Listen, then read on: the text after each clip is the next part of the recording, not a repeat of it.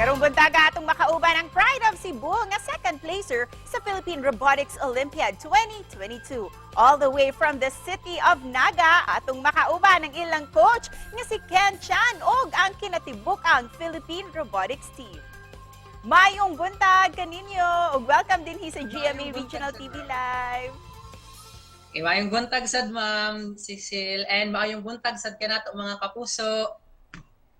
First of all, congratulations sa inyong team for bagging the second place sa Philippine Robotics Olympiad 2022 national level nga gipahigayon dito sa Quezon City. Kumusta ang moong experience? Actually Ma'am, kay happy jud kay nga experience nga naabot jud mi dito sa sa Quezon City to represent our school and our division, our city of Naga, our own. And also Ma'am kanang wa jud mi nag-expect sad Ma'am nga makadaog sa jud mi. Busa, Coach Kent, mamahimo ba nimong ipaila-ila kinsa ang mga naglangkob sa inyong team ug unsa pud ang mga grade level ninyo? Okay. So ang among team day Ma'am kay na-consist ni siya sa nila. So si Kyle Hensley Tumabyaw kani siya Ma'am.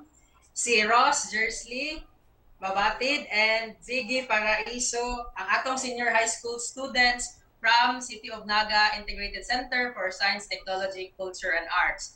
O apil sa maong sa among team ang among School Division Superintendent Dr. Rosalie M. Pasaol, ang among school head nga si Miss Elaine Glaze M. Cases, and Division Coordinator Mr. Reden Bastismo, and our consultant Mr. Kent Xavier Obas.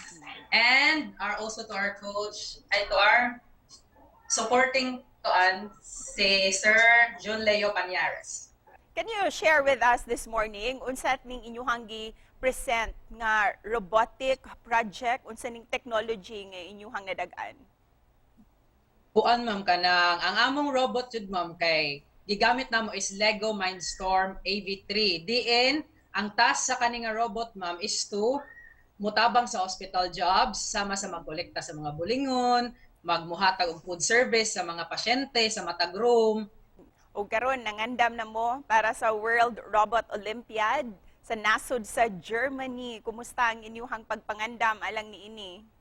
Thankful kayo mi nga nasud jud mi nga apil jud mi sa mga representative sa Philippines jud padung dito sa Germany.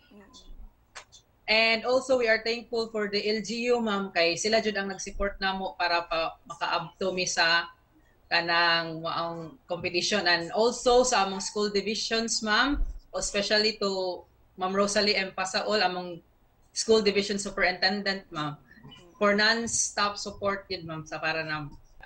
Usa sa mga gustong mo hatag og tabang para sa inyong team, pwede nili mo gamiton nga opportunity para makapangayo mo og support. Sa atong mga kapuso, kami mangayo og suporta sa programa panguluhan sa mga PTA headed by our PTA President, Mr. Joel Matosa. DN, naghimo sila og peso GCash para sa robotics team para namo. Okay, papuntang Germany. Ang inyong itugot, akong basahon ang kanang GCash number. So ang GCash number di ay namo is 0965 387 1222. And with that, pwede ba ninyong ipakita or ma-illustrate ang inyong project? Actually, mao ni ang among robot. Nga katong nag-ana mo dito sa Quezon City. Yes. Yes.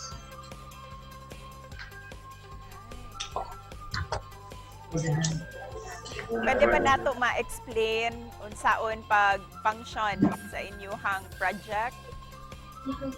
Ang pag-duo sa among robot is through program computer.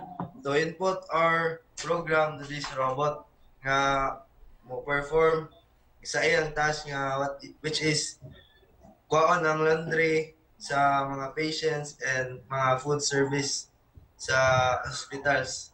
And with that, we're very excited sa umaabot ninyo nga kompetisyon dito sa Germany. Ug isip panapos, unsay mensahe ninyo para sa ato ang mga viewers karong buntaga? Okay. So magpasalamat ko sa opportunity nga gihatag sa GMA Regional TV no nga gi-interview jud mi para ani gyud. Ag mapasalamaton sa bako sa among mayor no nga si Mayor Valdemar M. Chong sa among school Division Superintendent Dr. Rosalie M. Pasaol and all out financial support and motivation jud sa mga bata. Daghang salamat kaninyo Philippine Robotics Team. Godspeed kaninyong tanan. Yeah.